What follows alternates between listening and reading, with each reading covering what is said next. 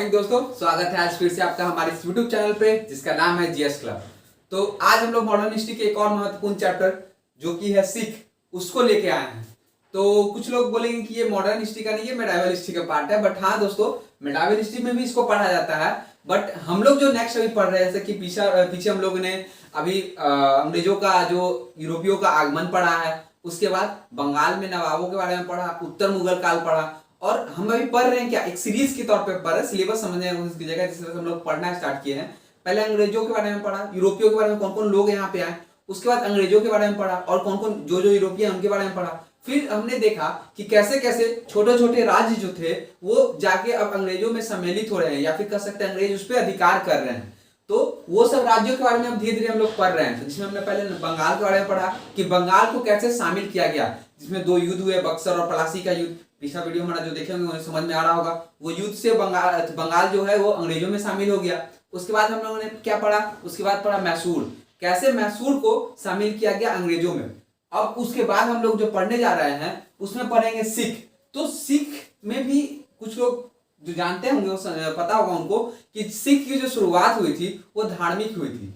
पहले इन लोगों की कोई सेना नहीं थी, या फिर कोई एक तरह से कुछ बहुत बड़ा थी नहीं था। शुरुआत जो इसकी हुई थी धार्मिक सुधार हुई थी, जब दुनिया में जब धार्मिक पुनर्जागरण का काल चल रहा था, जिसमें बहुत सारे जो पुराने धर्म है उसमें कुछ सुधार हो रहे थे और कुछ कुछ नए धर्म की उत्पत्ति हो रही थी। उन्हीं धर्मों में एक धर्म था सिख धर्म, और इसमें बहुत सारे संघर्ष होते हैं। संघर्ष किससे, मुगलों से भी संघर्ष होते हैं और बाद में जाके अंग्रेजों से भी संघर्ष होते हैं। तो उसी को हम लोग को पूरी कहानी जानना है, किस तरह से मुगलों के साथ संघर्ष हुआ और कैसे कैसे मुगल के संघर्ष से ऊपर उठकर फिर उसके बाद अंग्रेजों के साथ संघर्ष हुए, और अंग्रेजों के संघर्ष का अंततः यह नतीजा हुआ कि द्वितीय एंग्लो सिख युद्ध के बाद यह भी अंग्रेजों में शामिल हो गया।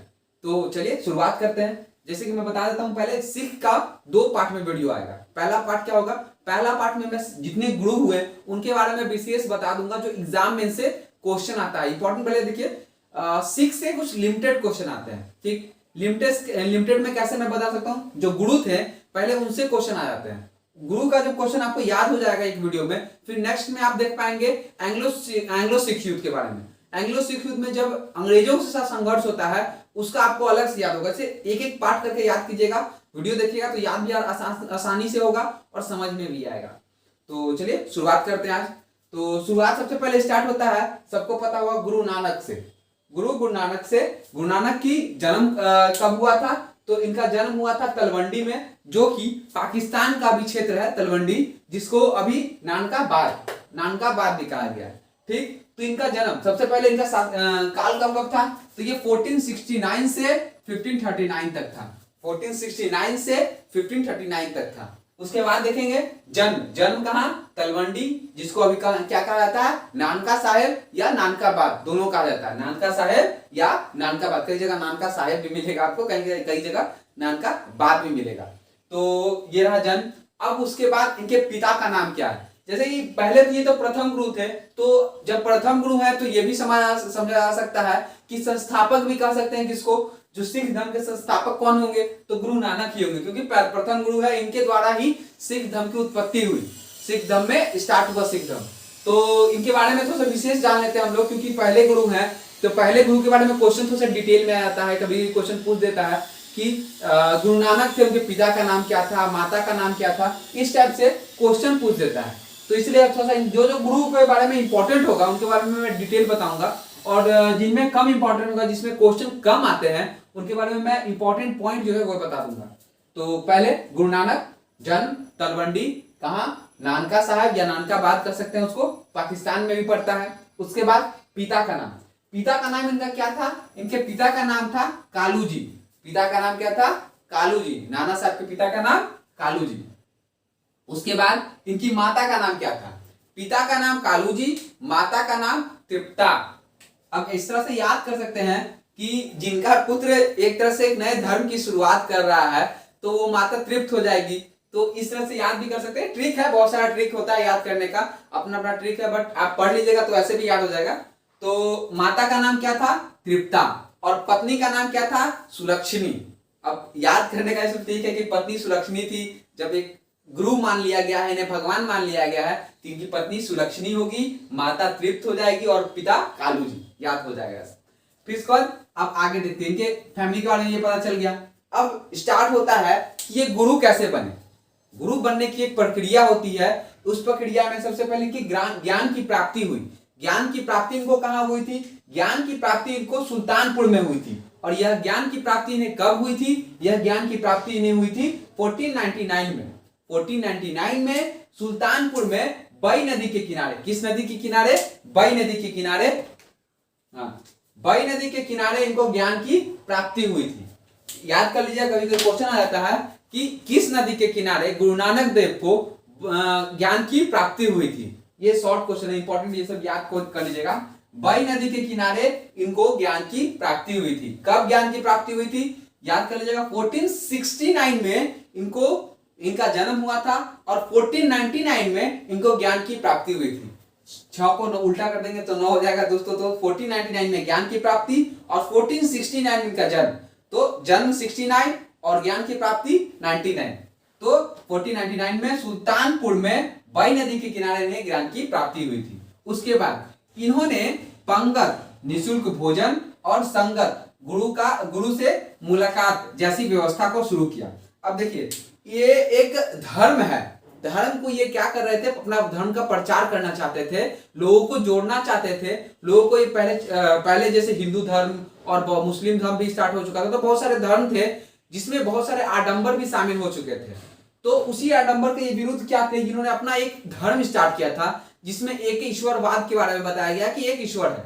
तो उसी में इसको प्रचार प्रसार करने के लिए इन्होंने 2 तरह की, एक कह सकते हैं प्रथा स्टार्ट की। एक क्या क्या गया? पंगत और दूसरा संगत। तो जो संगत हुआ करता था, संगत में क्या हुआ करता था? जैसे बोलते हैं संगत लगा हुआ है। संगत मतलब क्या? कि एक जगह हम लोग गुरु के नजदीक या फिर एक समूह में बैठना, समूह में बैठकर वाद विवाद करना या विचार करना। जैसे गुरु की बातों को ज्ञान फैलाना है तो कोई एक वक्ता होगा जो बोलेगा और दूसरे लोगों को बताएगा कि हमारे धर्म में ये खासियत है, आप हमारे धर्म में आइए।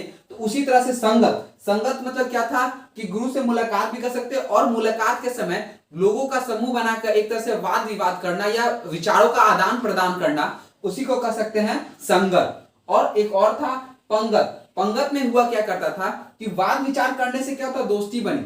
और इसे गहरा करने के लिए क्या किया जाता है कि पंगत मतलब निःशुल्क भोजन, निःशुल्क भोजन और कह सकते हैं साथ में भोजन। जो गुरु के शिष्य होंगे वो एक साथ भोजन करेंगे, किसमें बैठ के? पंगत में बैठकर। पंगत एक तरह से हिंदी वर्ड है। पंगत मतलब होता है कि एक कतार में बैठकर। तो कतार में सारे जो गुरु के शिष्य हैं वो एक साथ बैठकर भोजन करेंगे, इसी को कहा गया पंगत। और इसकी शुरुआत किसने की? इसकी शुरुआत सिख गुरु के प्रथम गुरु गुरु नानक ने की थी। तो यहां से याद रखिएगा, पंगत और संगत। पंगत मतलब साथ में भोजन, निःशुल्क भोजन और गुरु से मुलाकात या फिर एक ग्रुप बना के वाद विवाद करना, इसको कहा गया संगत। अब इसके बाद देखेंगे इनको कुछ उपाधि भी मिली थी। उपाधि क्या है? उपाधि है हजरत रबुल मजीज की। इनको एक उपाधि क्या मिली थी? हजरत रबुल मजीज की उपाधि मिली थी। जैसे कि ये सब है इंपॉर्टेंट पॉइंट, मैं सिर्फ लिख दे रहा हूं, इसके बारे में डिटेल में जो बोलूंगा, बट आप लोगों को पढ़ने के लिए एक बोर्ड में, क्योंकि बहुत छोटा बोर्ड है, इसमें हटाना थोड़ा सा मुश्किल होगा, इसलिए मैंने इसमें पॉइंट बाय पॉइंट हर एक गुरु के बारे में लिख दिया कि आप स्क्रीनशॉट लेके भी आराम से इसको देख सकते हैं। मैं स्क्रीनशॉट लेने का टाइम लास्ट में आपको दे दूंगा। तो उपाधि मिली थी हजरत रबुल मजीज की। अब ये जाति से क्या थे? जाति से ये खत्री थे, जाति से खत्री थे। अब इनकी मृत्यु कहाँ हुई? इनकी मृत्यु हुई थी करतारपुर में इनकी मृत्यु हो गई थी दोस्तों। तो जन्म कहाँ हुआ था? तलवंडी में, और मृत्यु कहाँ हुई थी? करतारपुर में। जन्म तलवंडी, मृत्यु करतारपुर में। और जाति से खत्री थे। 2 प्रथा स्टार्ट की थी, पंगत और संगत। इंपॉर्टेंट इसमें एक पॉइंट है ये इन्होंने संगत पंगत स्टार्ट किया था, ज्ञान की प्राप्ति और जन्म तलवंडी और मृत्यु करतारपुर। ये 4 पॉइंट इसमें इंपॉर्टेंट है जो एग्जाम में लगातार निरंतर क्वेश्चन ये इससे पूछा जाता है। अब आते हैं इनके बाद दूसरे गुरु क्या हुए। अब इनके एक शिष्य हुए जिनका नाम था गुरु अंगद। गुरु अंगद इनके शिष्य हुए, प्रिय शिष्य हुए, और इन्हीं को आगे चलकर इन्होंने गुरु पद की पदवी संभालने के लिए दे दी। तो गुरु पद, दूसरे गुरु जो कौन हुए? प्रथम गुरु तो ये हो गया कौन? गुरु नानक प्रथम गुरु हो गए। दूसरे गुरु के बारे में हम लोग जानेंगे, तो दूसरे गुरु गुरु अंगद हो जाएंगे, जिनका शासन का मतलब एक तरह से कह सकते हैं कि समय अवधि कब थी 1539 से 1552। इसमें ध्यान मत दीजिएगा क्योंकि इससे क्वेश्चन नहीं के बराबर आते हैं, बाई चांस कभी आ जाए, बट अभी तक तो ये क्वेश्चन आया नहीं इनके समय अवधि से लेकर। तो 1539 से 52। अब इनके बारे में क्या है इंपॉर्टेंट यह है, यह गुरु नानक के शिष्य थे, प्रिय शिष्य थे, इसलिए इन्हें गुरु की पदवी मिल गई। उसके बाद ये भी जाति से खत्री थे, उसके बाद आगे देखेंगे गुरु नानक भी जाति से खत्री थे और ये भी जाति से खत्री थे। और अगला देखेंगे वास्तविक नाम इनका क्या था। वास्तविक नाम इनका लहना था। वास्तविक नाम या फिर कह सकते हैं बचपन का नाम इनका क्या था, लहना था। और बाद में जाके इन्हें गुरु पद मिलने के साथ ही इसे अंगद भी नाम मिला। तो वास्तविक नाम इनका या क्या था, लहना। अब इनके द्वारा एक लिपि की खोज की थी। जैसे कि आपके भी पंजाबी कुछ दोस्त होंगे जो पंजाबी लैंग्वेज में बोलते होंगे, लिखते होंगे। एक लैंग्वेज होता है पंजाबी, उसको लिखने की, जैसे कि हम लोग हिंदी लिखते हैं तो इसकी एक लिपि है जिसे देवनागरी लिपि कहा गया है। उसी तरह पंजाबी लिखने के लिए एक लिपि का आविष्कार किया गया था। उस लिपि को कहा गया है गुरुमुखी लिपि। और इसका आविष्कार किसने किया है, इसकी खोज किसने की है, इसकी खोज की है गुरु अंगद ने। तो गुरु अंगद के बारे में इंपॉर्टेंट फैक्ट क्या है कि ये गुरु के शिष्य थे, इसलिए इनको दूसरे गुरु के लिए मिला उपाधि। दूसरे गुरु कौन थे, अंगद। और इनका वास्तविक नाम क्या था, इनका वास्तविक नाम लहना था। और इन्होंने गुरुमुखी लिपि की खोज की थी, जो आगे चल के हम लोग देखेंगे। गुरु अर्जुन में ये बनाते हैं, एक बुक लिखते हैं, उस बुक पंजाबी में लिखा जाता है और ये कौन सी लिपि में लिखा जाता है, गुरुमुखी लिपि। अब आगे देखते हैं। गुरु अंगद के बाद आते हैं गुरु अमरदास। अमरदास कब से कब, अमरदास है 1552 से 1574 तक। अब इनके बारे में जान लेते हैं। तो पारिवारिक संत होने के कारण उपदेश, अब देखिए अब ये क्या था इनके बारे में, ये एक पारिवारिक शुरू से ही संत प्रवृत्ति के गुरु थे, जो धार्मिक जो क्रियाकलाप होता है उसमें ज्यादा सम्मिलित हुआ करते थे। तो ये भी इस धर्म से प्रभावित हुए और आगे चलकर इन्हें भी गुरु का पदवी मिला। और इसके कारण ये परिवार, इसमें यहाँ लिखा हुआ पॉइंट, पारिवारिक संत होने के कारण उपदेश, इन्होंने बहुत सारे उपदेश दिए थे। अब आगे सती प्रथा, पर्दा प्रथा, मादक प्रथाओं का विरोध। अब ये गुरु क्या थे, ये पहले से मैंने बताया कि ये एक भक्ति की तरह कह सकते हैं, भक्ति की तरफ इनका रुचि था। तो ये ऐसे व्यक्ति थे जिन्होंने क्या कहा था कि सिख धर्म में कभी भी आप सती प्रथा, सती जैसे कि आपको पता है कि महिलाओं को उनके पति मर जाने के बाद उनको भी उनके साथ चिता पर बैठा दिया जाता था। पर्दा प्रथा, महिलाओं में पर्दा डालने के लिए प्रथा। और मादक प्रथा, जैसे नशीले पदार्थों का उपयोग करने के लिए वर्जित किया था। तो इन्होंने, याद कर सकते हो, गुरु अमरदास ने पर्दा प्रथा, सती प्रथा और मादक मतलब नशीले तत्वों का उपयोग करने से पाबंदी लगाई थी सिख धर्म में। याद क्वेश्चन इससे आ जाता है कि नशीले पदार्थों पर प्रतिबंध किसने लगाया था, तो ये लगाया था गुरु अमरदास ने। चलिए आगे देखते हैं। गोविंदवाल में अकबर के द्वारा 500 बीघा जमीन दान। अब देखिए इसमें क्या हुआ। गुरु अमरदास धर्म प्रवृत्ति के थे। इन्होंने अकबर को बोला था कि जैसे क्या होता था उस समय, यमुना नदी और गंगा नदी को पार करने के लिए लोगों से कर लिया जाता था। तो इसलिए इन्होंने कहा था अकबर से कि आप मतलब कहा था, कह सकते हैं कि रिक्वेस्ट किया था कि आप क्या कीजिए, उस कर को हटा दीजिए। तो उसी के लिए अकबर आए थे और उन्होंने क्या किया था, इनकी बेटी का नाम था बीबी भानी, उनको 500 बीघा जमीन दान में दे दिया था खुश होकर। कितना जमीन, 500 बीघा जमीन दान में दे दिया खुश होकर। किसने, अकबर ने। अब इससे स्टार्ट होता है, इससे बहुत जुड़ा हुआ इंपॉर्टेंट है। आगे अमृतसर के शहर की स्थापना होगी। चलिए आगे हम लोग देखेंगे, पहले यहाँ देख लेते हैं क्या किया गया। अकबर ने इसे 500 बीघा जमीन दान में दे दी। किसको, बीबी भानी को। इनकी पुत्री, अमरदास की पुत्री थी बीबी भानी, उन्हें 500 बीघा दान में जमीन दे दिया गया। और अमरदास ने एक पद्धति स्थापित की। उस पद्धति का नाम था लवन। अब ये लवन हुआ क्या करता था, लवन याद करने के लिए देखिए, लवन हुआ क्या करता था। पहले विवाह की नीति जो हुआ करती थी, जैसे विवाह होता था तो विवाह की हिंदू नीति से ही सारे विवाह हुआ करते थे। बट जब अमरदास आए, अमरदास ने कहा कि हिंदू नीति से विवाह की बजाय हम लोग अपना एक अलग नीति से विवाह पद्धति स्थापित करेंगे। जैसा कि आपको पता होगा सिख धर्म में अभी भी विवाह होता है तो गुरुद्वारे में जाके उनका अलग पद्धति से अलग सारा प्रक्रिया होता है विवाह का। तो वो प्रक्रिया स्टार्ट किसने किया था? तो गुरु अमरदास ने वह प्रक्रिया स्टार्ट किया और विवाह पद्धति को लवन नाम दिया। क्या नाम दिया? लवन। तो लवन प्रक्रिया स्टार्ट करने वाले गुरु कौन थे? तो गुरु अमरदास। अब इनके बाद आते हैं गुरु रामदास। अब रामदास कौन थे? रामदास थे जो इनकी पुत्री थी बीबी भानी, जिनको अकबर ने 500 बीघा जमीन दिया था, उनके पति थे रामदास। और आगे चलकर अमरदास ने उन्हीं को गुरु की पदवी दी और आगे चलकर रामदास गुरु के पद पर स्थापित। तो हमारे नेक्स्ट गुरु कौन है? गुरु रामदास। रामदास के बारे में क्या जानना है? रामदास यह अमरदास के दामाद थे। जैसा कि आपको बताया यहाँ पे बीबी भानी को 500 बीघा जमीन दान में मिली और इनके पति थे। इनके पति थे कौन? रामदास, मतलब कि अमरदास के दामाद हुए रामदास। रामदास को अगला गुरु का पद मिला और यह दामाद थे, पहला पॉइंट। दूसरा पॉइंट क्या? यहीं पर अमृतसर नगर की स्थापना हुई। अब क्या किया रामदास ने? जो भूमि बीबी भानी को अकबर के द्वारा दी गई थी, उस भूमि पर इन्होंने अमृतसर नगर को स्थापित किया। अमृतसर नगर को स्थापित किया। आगे इन्होंने गुरु पद को पैतृक बना दिया। ये इंपॉर्टेंट है, इनके बारे में इंपॉर्टेंट पॉइंट है इनके बारे में। क्या कि इन्होंने क्या किया था? गुरु पद को पैतृक बना दिया था। मतलब यहां से इन्होंने क्या किया था? गुरु पद जैसे राजा हुआ करते हैं कि राजा के बाद राजा का बेटा ही बनेगा, उसी तरह से इसमें भी हो गया कि गुरु रामदास ने अपने पुत्र अर्जुन देव को गुरु बनाकर अपने इस गुरु के पद को पैतृक बना दिया था। तो ये पॉइंट याद रखिएगा कि गुरु का पद पैतृक किसने बनाया था? ये पैतृक बनाया था गुरु रामदास ने। रामदास ने इसे पैतृक बना दिया था। ये रहा यहां से पॉइंट। अब इनके बाद कौन आते हैं? इनके बाद इनके पुत्र जो थे वो आते हैं अर्जुन देव। चलिए ये कौन थे? चौथे गुरु थे ये। अंगद दूसरे, अमरदास तीसरे और रामदास चौथे और पांचवें अर्जुन देव। इनके बारे में थोड़ा सा जान लेते हैं। अर्जुन देव ये भी इंपॉर्टेंट है। कैसे इंपॉर्टेंट है दोस्तों?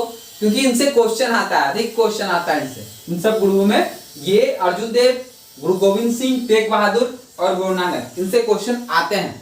तो अर्जुन देव ने क्या कि अपने गुरुओं के उपदेश, किसको? उपदेश को आदि ग्रंथ में संकलित किया। एक इन्होंने क्या किया, जिस तरह से अभी आप पीछे पढ़ा होगा आपने कि गुरु अंगद ने गुरुमुखी लिपि का आविष्कार किया था या खोजा था, उसी तरह यहाँ पे गुरु अर्जुन ने गुरुमुखी लिपि में ही अंग आदि ग्रंथ की संरचना की। आदि ग्रंथ क्या था? एक पुस्तक थी। उस पुस्तक में क्या किया गया था? अपने गुरुओं के द्वारा दिए गए उपदेशों को इसमें संकलित, मतलब एक जगह करके लिखा गया था। ना कि इसमें सिर्फ जो सिख गुरु थे उन्हीं का उपदेश नहीं, बाकी जो उस समय के जो कह सकते हैं कवि थे या फिर उपदेशक थे, उनके संकलन को भी इसमें शामिल किया गया था। तो आदि ग्रंथ संकलित किया गया किसके समय, या फिर आदि ग्रंथ की रचना किसके समय हुई? तो अर्जुन देव के समय आदि ग्रंथ की संकलित हुआ। अब आगे देखेंगे, इन्होंने अमृतसर में हरमिंदर साहिब बनवाया। अब जैसे कि आपको पता है गोल्डन टेम्पल का भी एक इतिहास होगा। उस इतिहास में क्या है कि सबसे पहले अमृतसर नगर को बसाया गया। कैसे? रामदास ने अमृतसर नगर बसाया अकबर के द्वारा दी गई जमीन पर। अब रामदास ने अमृतसर नगर बसा दिया। उस नगर में क्या किया?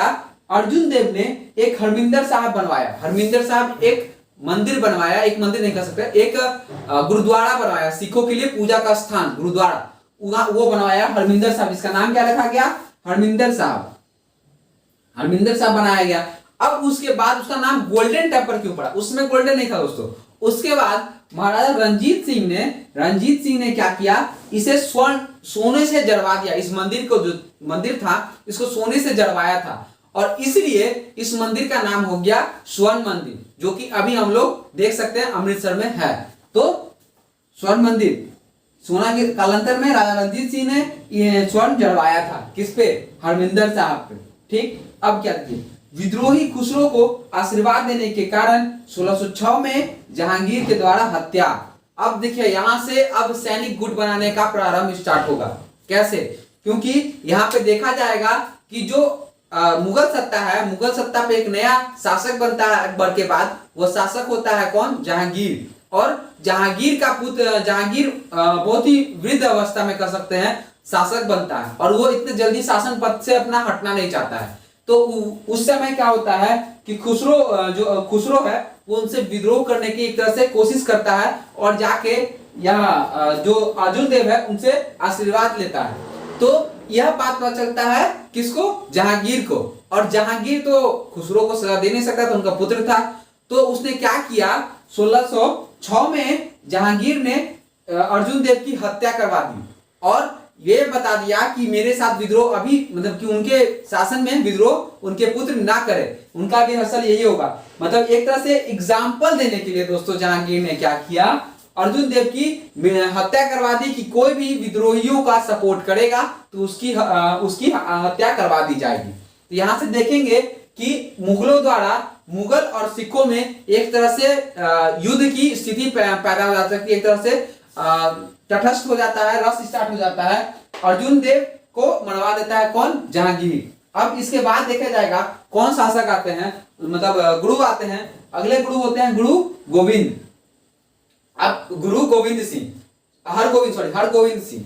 हरगोविंद के बारे में हम लोग क्या जानते हैं, हरगोविंद क्या करता है। अब जैसे देखेंगे अर्जुन देव इसके पीछे थे, तो अर्जुन देव की हत्या मुगलों द्वारा करवा दी जाती है, जहांगीर द्वारा करवा दी जाती है। तो इससे हरगोविंद को यह पता चल जाता है कि सिर्फ धार्मिक रूप में अपने धर्म को मजबूत करना ये काफी नहीं है। अभी जिस तरह से अपने धर्म को आगे बढ़ाने का एक तरह से रेस चल रहा है, उस रेस में आगे रहने के लिए हमें अपने धर्म को जीवित रखने के लिए हमें एक सैनिक गुट की भी स्थापना करनी पड़ती है।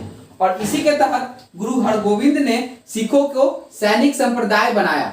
इन्होंने सैनिक संप्रदाय बनाया, एक सैनिक गुट का निर्माण किया। उन्होंने मांस खाने की अनुमति दी। उन्होंने क्या किया, मांस खाने की अनुमति दी। इन्होंने कुछ ऐसे काम किए जिससे एक सैनिक रूप में सिख भी उत्पन्न हो सके।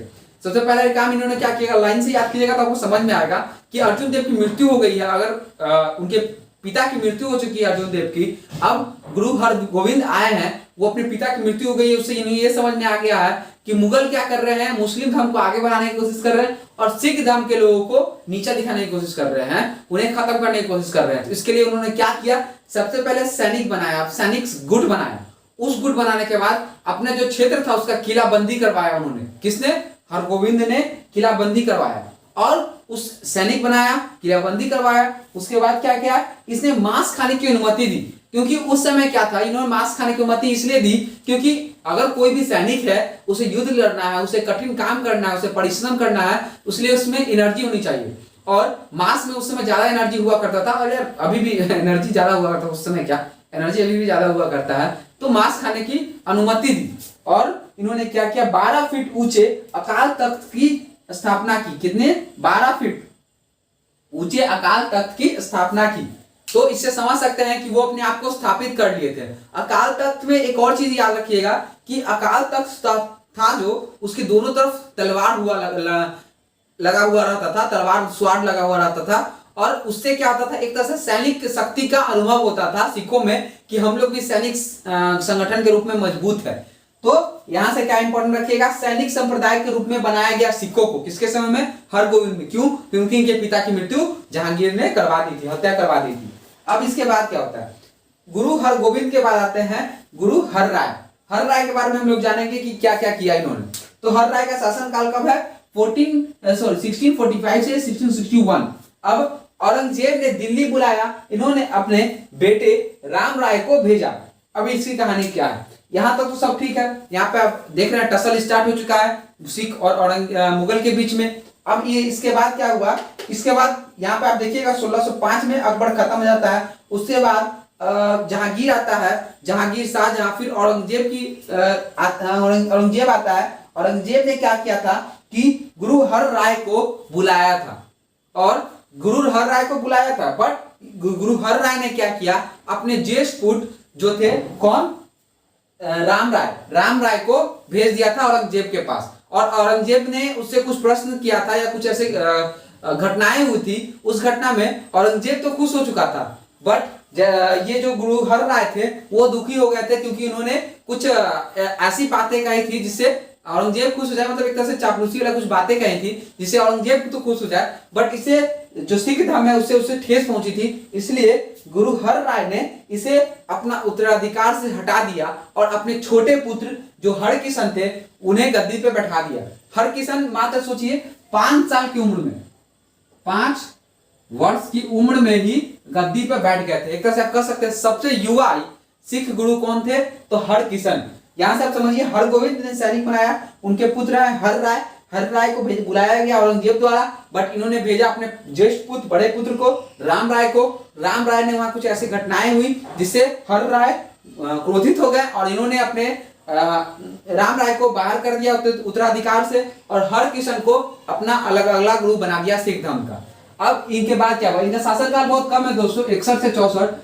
एक्चुअली इनके साथ क्या हुआ था कि चेचक नामक बीमारी से इनकी मृत्यु हो जाती है दोस्तों। तो उसके शासन में क्या होता है कि अपने बड़े भाई राम राय से गुरु पद के संबंध में विवाद। अब विवाद होना तो स्वाभाविक है दोस्तों, क्योंकि गुरु पद से हटाकर इन्हें हरकिशन को बैठा दिया था, तो इसके चलते कुछ विवाद हुआ था अपने भाई के साथ। ये सब उतना इंपॉर्टेंट नहीं है, मुझे लगा कि पता होना चाहिए एक कहानी की तरह जानने के लिए, इसलिए मैंने लिखा। और राम राय ने अलग गद्दी देहरादून में स्थापित की। अब यहाँ पे इनको अलग गुरु पद पे बैठा दिया, किसने, हर राय ने गुरु पद पे बैठा दिया। और राम राय जो है ये भी गुरु बनना चाहते थे, तो इन्होंने क्या किया, अपना अलग एक तरह से गद्दी स्थापित किया दूसरी जगह। और हरकिशन ने उल्टा मैंने बोल दिया कि हरकिशन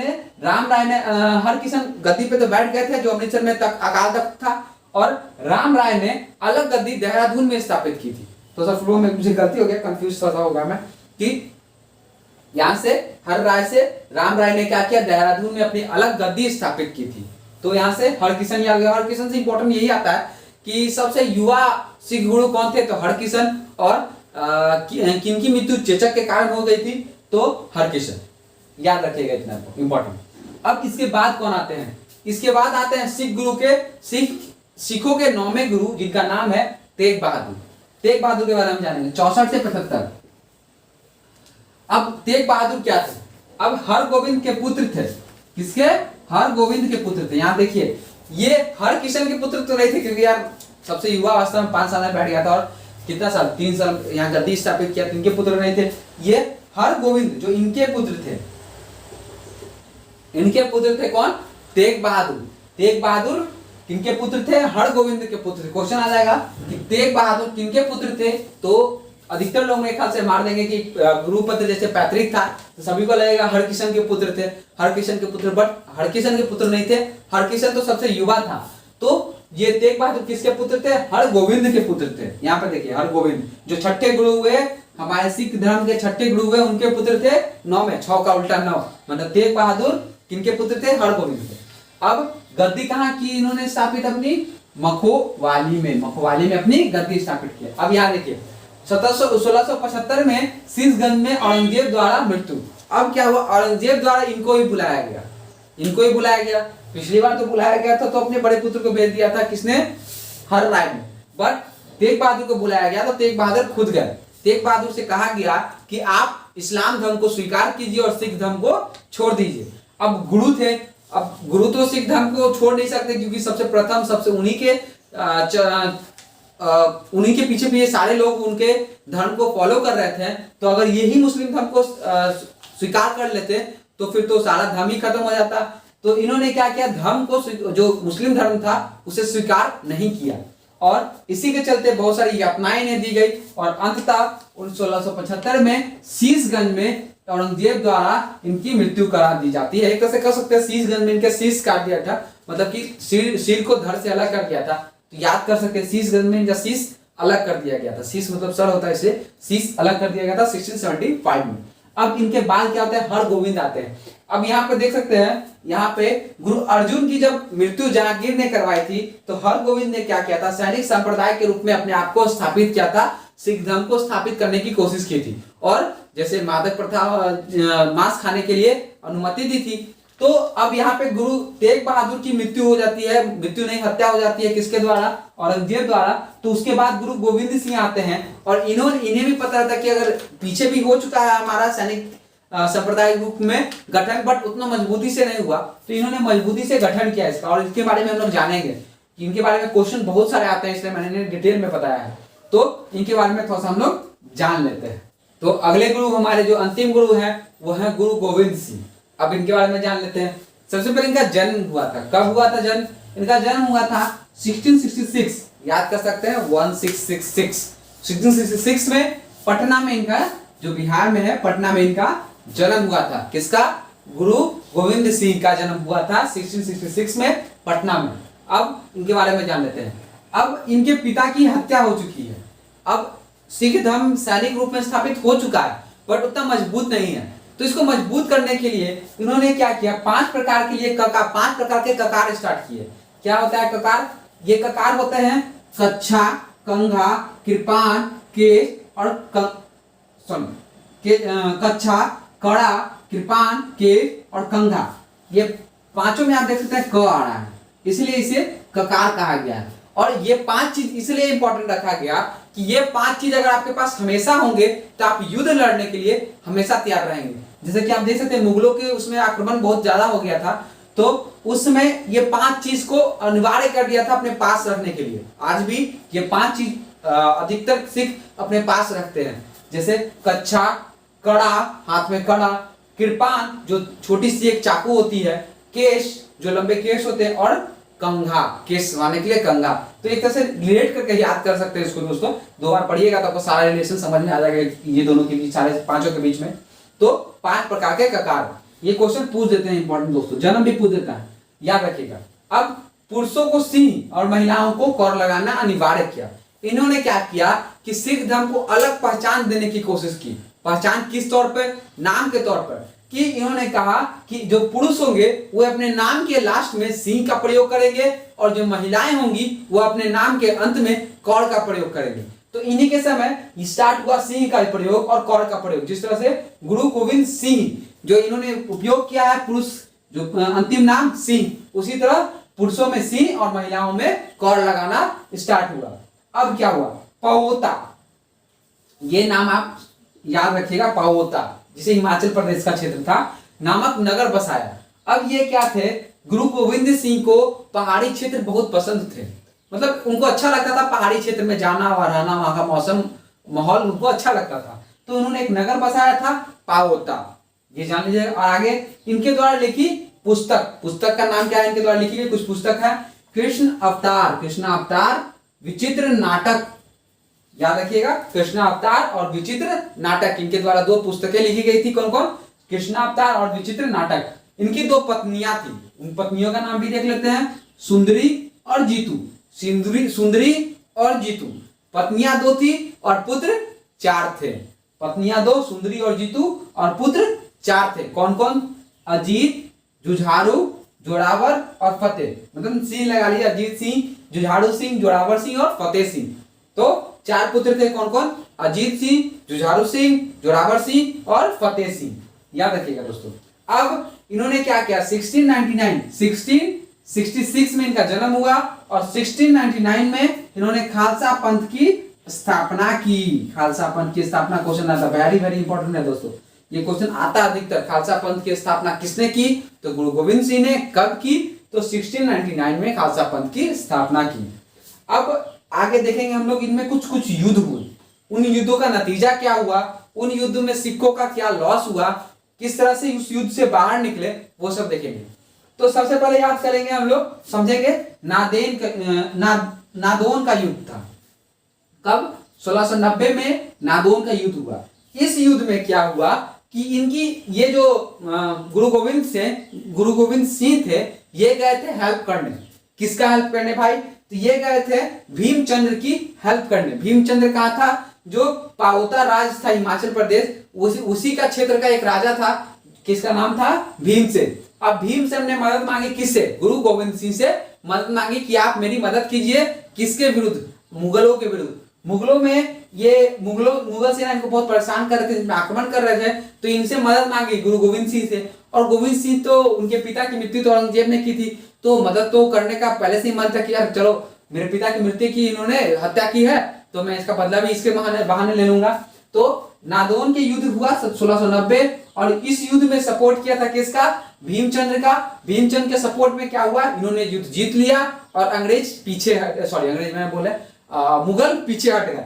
तो नादेर के युद्ध में इनकी विजय हुई, एक तरह से कह सकते हैं। फिर दूसरा युद्ध क्या हुआ, आनंदपुर का युद्ध, प्रथम युद्ध। इसमें क्या हुआ, जिस भीमचंद्र का सपोर्ट किया था गुरु गोविंद सिंह ने, उसी भीमचंद्र ने मुगल सेना से मिलकर ये गुरु गोविंद सिंह पर आक्रमण कर दिया, और उसी आक्रमण को कहा गया है आनंदपुर का प्रथम युद्ध। 1701 में आनंदपुर का प्रथम युद्ध हुआ। इस युद्ध में तटस्थता बनी रही। तटस्थता बनी रहने का मतलब कि दोनों एक तरह से एक के ऊपर थे, कोई हार नहीं रहा था। बट अंततः क्या हुआ, जो भीमचंद्र था उसको पीछे हटना पड़ा, और पीछे हटने के कारण फिर उसके बाद उसे मुगल सेना की तरफ से सपोर्ट मिलता है। किसके द्वारा, वजीर खां के द्वारा इन्हें मुगल सेना के द्वारा सपोर्ट मिलता है। किसे, कि भीमचंद्र को सपोर्ट मिलता है, और वो फिर आक्रमण करते हैं, और उसी आक्रमण को कहा गया आनंदपुर का द्वितीय युद्ध। प्रथम युद्ध में कौन था, भीमचंद्र था, जो मुगल सेना की तरफ से युद्ध करने आया था, किससे, गुरु गोविंद सिंह के साथ। और उस युद्ध में भीमचंद्र को पीछे हटना पड़ता है, और उससे सपोर्ट मिलता है मुगलों का। मुगलों के द्वारा वजीर खां आते हैं सपोर्ट में और युद्ध करने आते हैं। उसी में दूसरा युद्ध होता है आनंदपुर का दूसरा युद्ध। अब इस युद्ध में क्या होता है, इस युद्ध में लॉस होता है इनको, गुरु गोविंद सिंह को। क्या, क्योंकि जो दो पुत्र थे, जोरावर सिंह और फतेह सिंह, इनको कैद कर मुगल सेना अपने साथ ले जाती है। न सिर्फ इनको, जोरावर और फतेह को नहीं, इनकी माता को भी कैद कर ले जाया जाता है मुगल साम्राज्य में, और वहां पर जोरावर सिंह और फतेह सिंह को जिंदा दीवार में चुनवा दिया जाता है। और इसी को देखकर उनकी माता जो थी, उनकी भी शोक से मृत्यु हो जाती है। तो इसमें देख सकते हैं आनंदपुर के दूसरे युद्ध में 1704 में जोरावर सिंह और फतेह सिंह की मृत्यु हो जाती है। फिर उसके बाद क्या होता है, चकमौर का युद्ध। अब देखिए क्या होता है, इस युद्ध में जोरावर सिंह फतेह सिंह को पकड़ कर लेके जाते हैं, और जो गुरु गोविंद सिंह थे और उनके जो दो पुत्र थे अजीत सिंह और जुझारू सिंह, वो वहां से बच के निकल जाते हैं। और फिर कालांतर में आगे चलकर 1705 में ये अजीत सिंह और जुझारू सिंह और गुरु गोविंद सिंह मिलकर फिर आक्रमण करते हैं मुगलों पर, और मुगलों को इस आक्रमण के बाद इसमें भी वो लोग हार जाते हैं, मतलब एक तरह से उन्हें पीछे हटना पड़ता है। और इस युद्ध में भी उनके दो पुत्र अजीत सिंह और जुझारू सिंह की मृत्यु हो जाती है दोस्तों। अब इसके बाद क्या हुआ, अब इनके चारों पुत्रों की मृत्यु हो चुकी है, और अब अंतिम बचे हैं गुरु गोविंद सिंह। गुरु गोविंद सिंह ने बहादुरी का प्रतीक दिया, और खिदराना का युद्ध हुआ। कब, 1705 में। खिदराना का युद्ध में क्या होता है, मुगल सेना को पीछे हटना पड़ता है, मुगल सेना हारती है, और गुरु गोविंद सिंह की विजय होती है। और इसके बाद यहाँ पे क्या होता है, जो सिख साम्राज्य है उसको उसकी वरीयता, मतलब उस तरह से उसका अस्तित्व मान लिया जाता है। तो खिदराना का युद्ध होता है 1705 में लास्ट में। अब इस जो युद्ध हो रहे हैं, सभी युद्ध हो रहे हैं, इसी युद्ध में कुछ इंपॉर्टेंट चीज क्या होता है कि जो आदि ग्रंथ जो था, जिसकी रचना किसने की थी दोस्तों, अर्जुन देव ने आदि ग्रंथ की जिसकी रचना की थी, वो इसी में कहीं खो जाता है, नष्ट हो जाता है। और इसके बाद गुरु गोविंद सिंह ने क्या किया, आदि ग्रंथ थी उसकी संरचना फिर से करवाई, यानी कि पुनः संकलित करवाया, किसको, आदि ग्रंथ को। और आगे चलकर गुरु गोविंद सिंह ने गुरु का जो पद था उसे समाप्त कर दिया, और इसके लिए गुरु का पद पे किसको बना दिया गया, जो आदि ग्रंथ पुस्तक बनाई गई थी उसी को अगला गुरु बना दिया गया। और अभी तक आदि ग्रंथ ही गुरुओं का अंतिम, सिखों का अंतिम गुरु है। और बाद में 1708 में इनकी नादेर नामक स्थान पे मृत्यु हो जाती है, और यहाँ से सिख धर्म में गुरुओं का काल खत्म होता है। उसके बाद आगे हम लोग को पढ़ना है बंदा बहादुर, रंजीत सिंह, उसके बारे में आगे हम लोग को पढ़ना है। तो आगे नेक्स्ट वीडियो में हम लोग पढ़ेंगे अंग्रेजों के साथ सिखों का संघर्ष। तो ये रहा आज हमारा सारा गुरुओं का चैप्टर, जिसमें हम लोगों ने इतने गुरुओं के बारे में पढ़ा। एक बार रिवीजन कर लेते हैं कौन कौन गुरु थे। पहले गुरु थे गुरु नानक देव, जिन्होंने संगत और पंगत की स्थापना की। उसके बाद गुरु अंगद, जिन्होंने गुरुमुखी लिपि की स्थापना, खोज आविष्कार किया। उसके बाद गुरु अमरदास को क्या हुआ, इन्होंने क्या किया, मादक पदार्थों पर प्रतिबंध लगाया, और बीबी भानी को 500 बीघा जमीन मिला। उसके बाद गुरु बनते हैं चौथे रामदास ने क्या किया, गुरु पद को पैतृक बना दिया। फिर उसके बाद 5वें गुरु बन जाते हैं अर्जुन देव, जिन्होंने क्या किया, आदि ग्रंथ की संरचना करवाई। 5वें गुरु अर्जुन देव। फिर 6ठे गुरु आते हैं हरगोविंद ने क्या किया, जो सिख थे उनको सांप्रदायिकता प्रदान की और मांस खाने की अनुमति दी। क्योंकि इनके पिता की मृत्यु जहांगीर के द्वारा करवा दी गई थी। ये भी जहांगीर के द्वारा किसकी हत्या करवा दी गई थी? तो अर्जुन देव। तो छठे गुरु हो गए हरगोविंद, सातवें गुरु हो गए हर राय। तो इसको याद कर, हरगोविंद, हर राय, हरकिशन। हरगोविंद, फिर हर राय के बाद हरकिशन, जो सबसे किशोर अवस्था में गुरु बने। तो 5 वर्ष की आयु में ये गुरु बने थे। हरकिशन के बाद आते हैं तेग बहादुर। तेग बहादुर कितने नंबर के गुरु हुए? 9वें नंबर के गुरु हुए। 9वें नंबर के गुरु, और किनके पुत्र थे? तो ये 6ठे नंबर के गुरु हरगोविंद के पुत्र थे। तो अब इसके बाद देखेंगे कौन, इनकी मृत्यु किसने करवा दी थी? औरंगजेब ने करवा दी थी। उसके बाद आता है गुरु गोविंद सिंह, जिन्होंने खालसा पंथ की स्थापना की, बहुत सारे युद्ध लड़े, जिनमें 4 पुत्र उनके, जोरावर सिंह, फतेह सिंह, अजीत सिंह, जुझारू सिंह की मृत्यु हो जाती है। आदि ग्रंथ की फिर से संकलन, फिर से उसको बनवाते हैं आदि ग्रंथ को। तो इससे समाप्त हुआ गुरु का चैप्टर। तो नेक्स्ट वीडियो में हम लोग मिलेंगे सिख के साथ। तो अगर आपको हमारा वीडियो आज का पसंद आया हो तो इस वीडियो को लाइक करें, अपने दोस्तों के साथ शेयर करें और हमारे चैनल को सब्सक्राइब करें। Thank you.